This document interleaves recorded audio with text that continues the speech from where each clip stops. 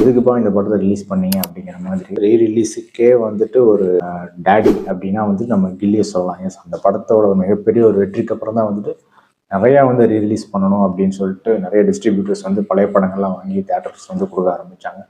சண்டேஸ்லாம் கொஞ்சம் ஓகே, சண்டேஸ்லாம் கொஞ்சம் சூப்பர் போக இருக்குது. ப்ளஸ் அது போக நிறைய இடங்களில் வந்து டிக்கெட் ப்ரைஸ் வந்து கம்மி பண்ணி விற்க ஆரம்பிச்சிட்டாங்க. படம் வந்து எதிர்பார்த்த அளவுக்கு வந்து போகல அப்படிங்கிறனால. ஸோ அதனால் வந்துட்டு இந்த படத்தை வந்துட்டு இன்னும் ஒரு 10 வருஷம் கழிச்சு ரிலீஸ் பண்ணுங்கள். கண்டிப்பாக அதோட வந்து ஒரு இம்பேக்ட், ஒரு அட்ராக்ஷன் கண்டிப்பாக இருக்கும். துணிவு வந்து ரீ ரிலீஸ் பண்ணுறதுக்கான ஒரு அவசியமே இல்லையே. எஸ், நீங்கள் வந்து ஒரு அமர்க்களம் போடுங்க, எத்தனை தடவை வேணால் பார்க்கலாம். ஒரு முகவரி போடுங்க, எத்தனை தடவை வேணால் பார்க்கலாம். இல்லை ஒரு சிட்டிசன், அந்த படத்தை வந்து எப்படியாவது கொண்டு வாங்க தேட்டருக்கு.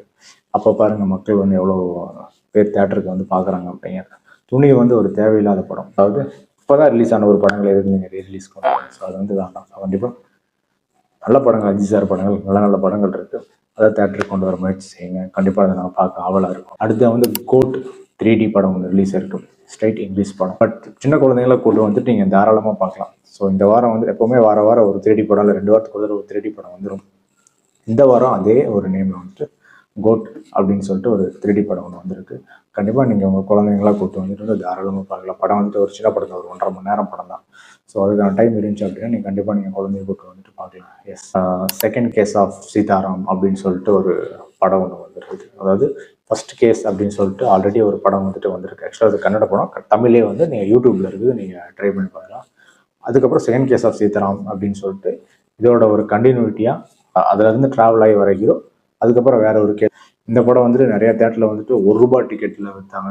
ஏன்னா ₹1, அதாவது காலையில் ஒரு ஷோ வந்துட்டு ₹1 அப்படிங்கிற மீனுக்கு வந்து அவங்க வந்து சோல்வ் பண்ணாங்க. நல்லா போச்சு. படமும் வந்து ஓவராலாக வந்துட்டு குட் அப்படின்ற ஒரு ரிவ்யூ தான் வந்திருக்கு. ஸோ ஒரு மர்டர் மிஸ்ட்ரி அப்படின்னா வந்து நம்ம ஆட்களுக்கு தான் ரொம்பவுமே வந்து பிடிக்குங்க. ஸோ அதனால் வந்துட்டு கண்டிப்பாக நீங்கள் அந்த மாதிரி ஒரு ஃபேன்ஸாக இருந்தீங்கன்னா கண்டிப்பாக நீங்கள் ஒரு டைம் அந்த படத்தை வந்து ட்ரை பண்ணி பார்க்கலாம். ஸோ மறுபடியும் நாளைக்கு ₹1 இருக்குது அப்படின்னு சொல்லிட்டு போய் தேட்டரில் போய் புக் மை ஷோலாம் போய் செக் பண்ணி பார்த்துறாங்க. வீக்லி ஒன்ஸ் கொடுப்பாங்கன்னு நினைக்கிறேன். ஸோ இந்த சண்டேலாம் பார்த்தீங்கன்னா ஒரு ஷோ வந்து ₹1 அப்படின்னு சொல்லிட்டு சேல் பண்ணாங்க. நீங்கள் இந்த படம் வந்துட்டு மறுபடியும் ₹1 பார்க்கணும் அப்படின்னா அடுத்த வாரம் ஒருவேளை அந்த படம் கண்டினியூ வந்துச்சுன்னா நீங்கள் ₹1 கொடுப்பாங்க, வாங்கிக்கோங்க. LSS, அப்புறம் வந்து மைடியர் தோடி, இந்த மாதிரி படங்கள்லாம் வந்து ரிலீஸ் ஆகி ஒரே நாளில் வந்துட்டு தூக்கிட்டாங்க. எஸ், இந்த படம் வந்துட்டு இந்த வாரம் வந்து ரொம்பவுமே வந்து ஒரு ஒரு மந்தமான வீக் அப்படின்னு சொல்லலாம். அப்போ அடுத்த வாரம் என்னென்ன படம் ரிலீஸ் ஆகுது, ஸோ அதில் என்னென்ன படம் வந்து நல்லா போகுது அப்படிங்கிறத வந்து நம்ம குயிக் ரிவ்யூவில் பார்க்கலாம். எஸ், ஓகே, பாய்.